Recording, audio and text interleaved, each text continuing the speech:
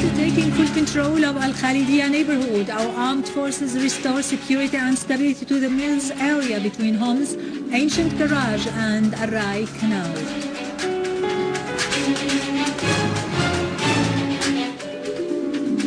Russia calls for lifting the sanctions on Syria and affirms readiness to continue dealing with the UN Human Rights Committee.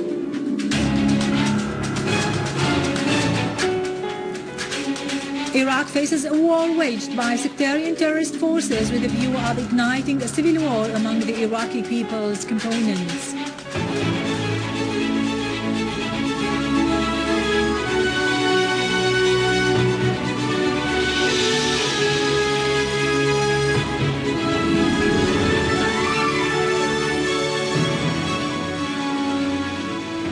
Good afternoon, ladies and gentlemen, and welcome to our news for today. Our armed forces have restored security and stability to the mills area that extends between Homs' ancient garage and Al-Rai Canal in the city, killing and wounding several terrorists in some neighborhoods in Homs. The military source which reported this added that the army also destroyed terrorists' hideouts and gatherings in Babhoud and Al-Qarabis, as well as near the National Hospital in Jurat al-Shayyah and Al-Abraj area, in addition to the 8th of March swimming pool and Dik al-Jinn in Al-Wa'ar, Khadija Al-Kubra School, Al-Masabigh, Wadi al-Sayh and Al-Hamidiyya in the city of Homs, killing terrorists and confiscating weapons and ammunition. The source added that an army unit intercepted armed terrorist groups who tried to infiltrate into Ad-Dar al-Kabira and Al-Ghasaybiyya in the direction of Al-Dwair north of Homs, killing and wounding several terrorists. On the other hand, the army destroyed a number of terrorist gatherings in At-Talbisa, Al-Rastan, Al-Ghamto and Ad-Dar al-Kabira. Among the killed terrorists in Talbisa, Adnan Shahoud, nicknamed Al-Badawi, a leader of a terrorist group, Muhammad al-Mahmoud and Mahmoud al-Daykh were identified.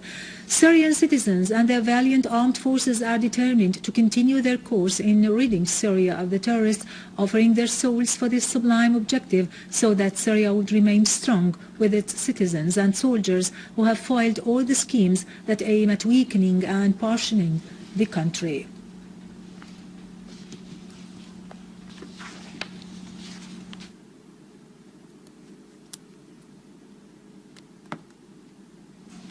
Our armed forces continue to perform their national task in clearing Homs of terrorists and have pursued their operations in the neighborhoods adjacent to Al-Khalidiyya after declaring its full control on the latter.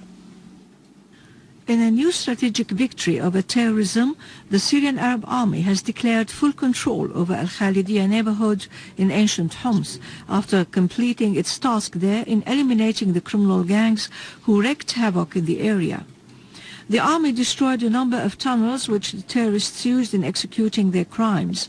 It also defused dozens of explosive devices that the terrorists planted in roads and buildings to prevent the advance of the Syrian Arab Army into the neighborhood. This step will have a big impact on the process of eliminating the remaining terrorist gangs in other areas in ancient Homs. The army also continues its task in eliminating Takfiri gangs in Babhoud, Al-Qarabis and Jurat al-Shayyah. Syrian citizens and their valiant armed forces are determined to continue their course in ridding Syria of the terrorists, offering their souls for this sublime objective so that Syria would remain strong with its citizens and soldiers who have foiled all the schemes that aim at weakening and partitioning the country.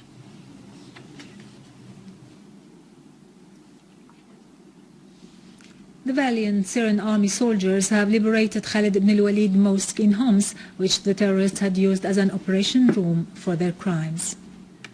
In this mosque lies the noble Sahabi Khalid ibn al-Walid, the great Muslim leader who was buried here, the last area in which he fought the Romans in Homs during Al-Khulafa Rashidin rule.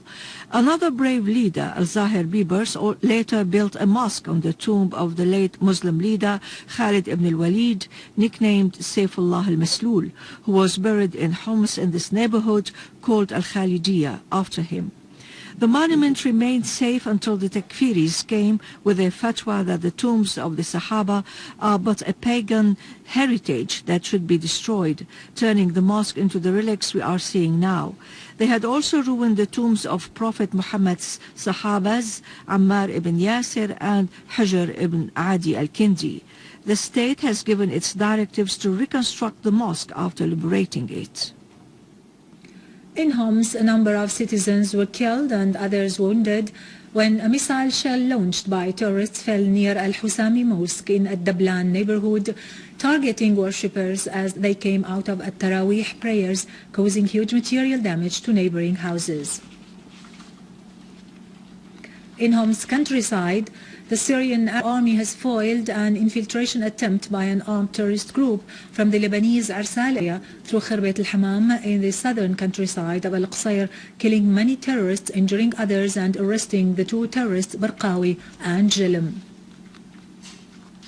In Idlib, the Syrian Arab army destroyed the hideouts of the terrorist group of Jabhat al-Nusra as well as a facility to make missiles in Ma'arrat al-Nu'man, killing many terrorists Marayan, Kafr Shahlaya, Blashton and Al-Maghara. In Aleppo, Syrian Arab army destroyed terrorists' weapons and ammunition loaded in vehicles at the crossroad of Atarib, Daret Azza, al-Sughra, southwest of the governorate's countryside. The weapons were meant to reach Khan al-Asal to support the armed terrorist groups there.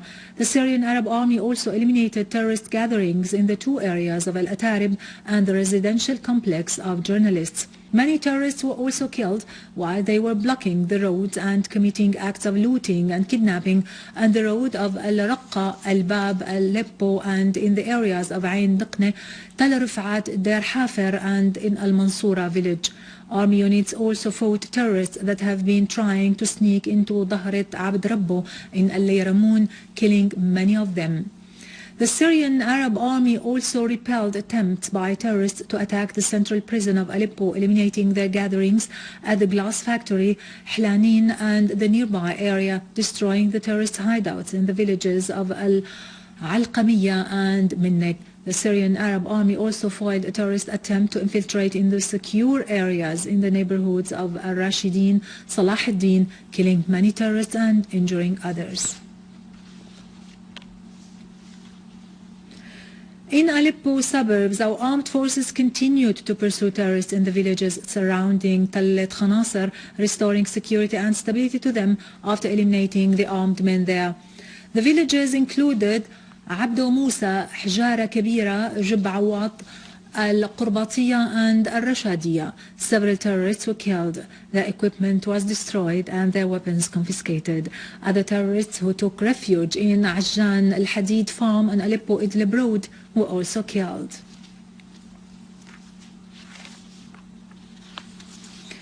Russia's permanent representative to the United Nations, Vitaly Churkin, expressed his hope that the UN report on human rights in Syria would include a call for lifting the sanctions imposed on the country. During a session of the UN General Assembly, Churkin said that Russia is not convinced of not including wording of this kind in the UN draft resolution, as the sanction issue is related to the policy of the UN member states. Russian UN representative expressed hope that the UN Commission would listen to the information provided by the victims of the crimes perpetrated by armed groups in Syria, referring to Russia's willingness to continue to deal with the inquiry and to provide information as a result of its contact with the victims of armed groups in Syria.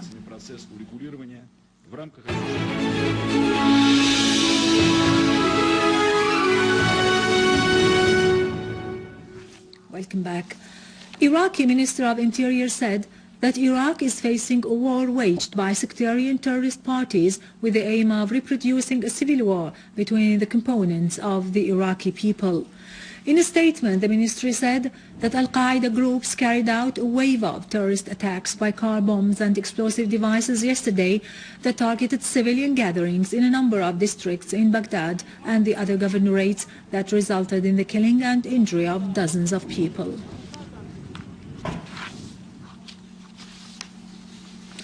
Finally, in Libya, 2 people were killed and 4 others were injured following clashes that erupted in the city of Sirte between a Libyan army battalion and an armed group.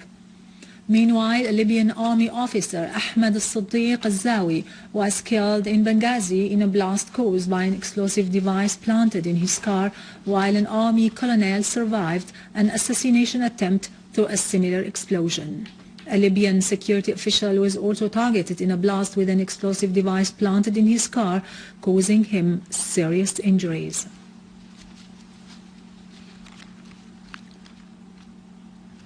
With this, we end our news for today. Thank you for watching. For more details about Syria and the region and to view this bulletin again, you can always visit our website in English, syriaonline.sy.